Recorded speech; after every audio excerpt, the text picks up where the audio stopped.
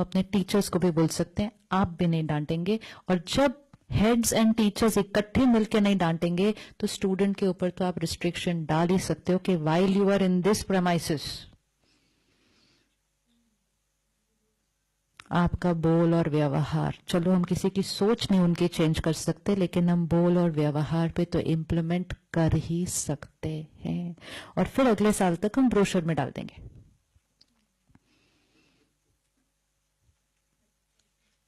Criteria for admission in this institute, criteria for admission, why not, क्यों नहीं? Yes, हाँ, very good. Criteria for hiring, आज हम वो समय पे चल रहे हैं, सबको एडमिशन चाहिए और सबको जॉब भी चाहिए। आप अपने क्राइटेरिया लिख दो, लोग 1 मिनट में मानने के लिए रेडी है।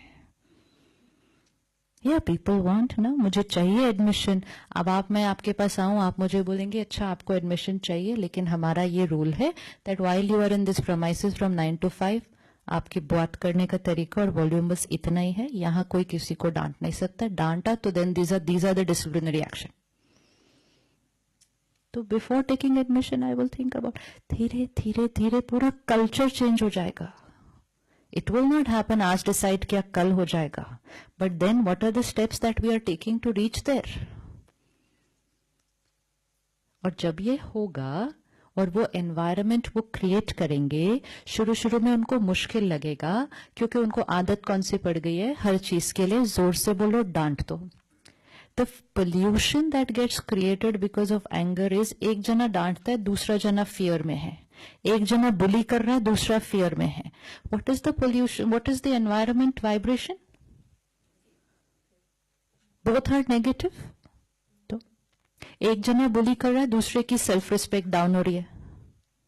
What's in the air? And this is environment of studying. ये एनवायरनमेंट स्टडी का है। अब इस सबसे अच्छा कोई 1 घंटा लेट आ जाए तो कोई बात नहीं, लेकिन इतना भी तो दूषित ना करते उस बात के लिए।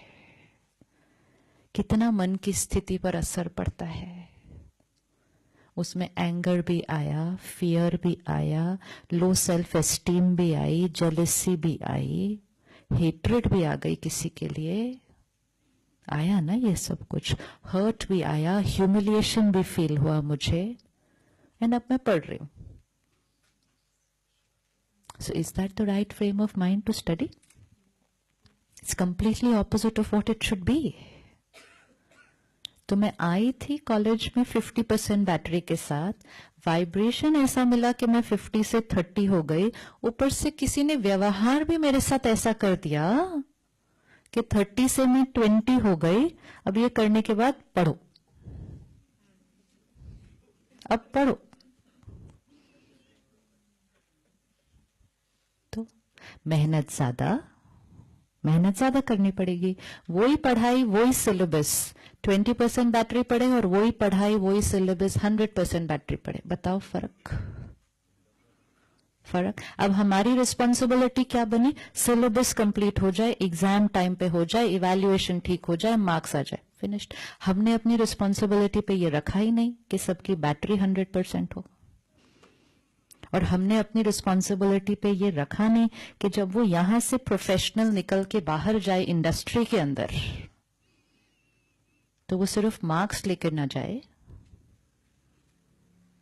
वो पावरफुल जाए, तब आके जाके वो अपनी ऑर्गेनाइजेशन में अपने लोगों के साथ इस तरह से काम करे। अगर 5 साल कॉलेज के अंदर किसी का ये व्यवहार करने का तरीका बन गया ना कि सबसे प्यार से बात करनी है, चाहे वो टॉप हो चाहे वो प्यून हो, हर एक को एक समान देखना है, एक, आप देखो ये अब जब किसी ऑर्गेनाइजेशन में जाएंगे तो वो उनका क्या बन गया? वो उनका बन गया संस्कार। जब हम कह रहे हैं पेरेंटिंग ठीक नहीं हुई, तो चलो पेरेंटिंग ठीक नहीं भी हुई, हम कर लेते हैं कुछ चीजें ठीक। आजकल पेरेंट्स और बच्चे इकट्ठे टाइम ही कितना बिता रहे हैं, और फिर क्योंकि हमारी मनोस्थिति ऐसी है तो घरों में भी छोटी छोटी बातें कुछ कुछ चल रही हैं, कुछ घरों में थोड़ी बड़ी बातें चल रही हैं। अब क्या करें? अगर घरों में ऐसी बातें चल रही हैं, बच्चों पर असर पड़ रहा है, तो छोड़ दें उसको फिर? नहीं, हम ठीक कर लेंगे। तो अगर एक बच्चा ऐसे घर से आ रहा है जहां हस्बैंड वाइफ लड़ रहे हैं, ओके, तो वो लड़ रहे हैं, बच्चे को वाइब्रेशन कौन सा मिल रहा है, लेकिन फिर वो बच्चा सुबह से शाम आपके इंस्टीट्यूट में है,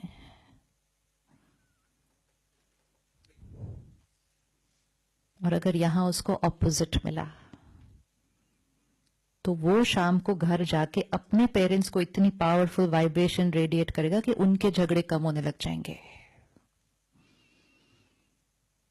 लेकिन अगर वो लड़ रहे हैं, उस स्थिति से बच्चा कॉलेज में आ रहा है, वहां भी वो किसी को बुली कर रहा है या कोई उसको बुली कर रहा है, फिर टीचर मिलकर उसको डांट रहे हैं, ये सब करके और डिप्लीट करके फिर उस घर में भेजो, वहां और डिप्लीट हो, सुबह इधर आओ, वहां और डिप्लीट हो, तो एक ना एक दिन मेरे से तो कोई ना कोई ऐसा काम हो ही जाएगा फिर।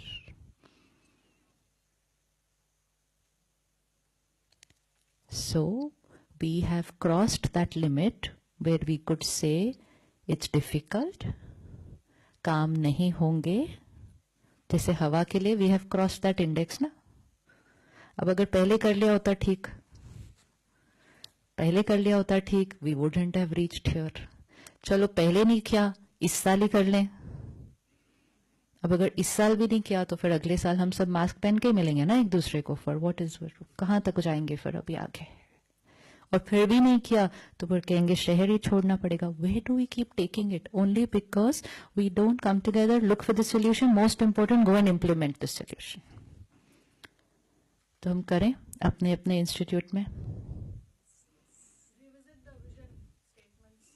विजन स्टेटमेंट तो इतनी अच्छी अच्छी लिखी होती है हर जगह। सबसे इम्पोर्टेंट तो अपने बच्चों को या अपने स्टाफ को रोज पूछ ही लिया करो कि विजन स्टेटमेंट है क्या अपनी, वो भी नहीं याद होती है। वो कहते हैं हाँ जी मैम वो उसमें था, हाँ मैं 1 मिनट जाके बाहर बोर्ड पे पढ़ के आती हूँ। That's how it is. These are only statements which are there in our brochures and which are there on the plaque or the walls. That's all. Vision statement में तो बढ़िया से बढ़िया शब्द यूज होते हैं, सिंपल सिंपल बातें तो लिखी ही नहीं होती उसमें, तो बहुत प्रोफाउंड बातें लिखी होती है, बहुत profound. We will do this this, this is our purpose. अब छोटी छोटी बातें बताओ, हो सकता है डांटे बिना काम या नहीं हो सकता? हो सकता है ना? ज्यादा अच्छा तो होगा ही, वो तो आप करके बताना अगली बार जब आओगे कि कितना अच्छा हुआ उसके बाद। लेकिन इम्पोर्टेंट है, can we create that as a lifestyle?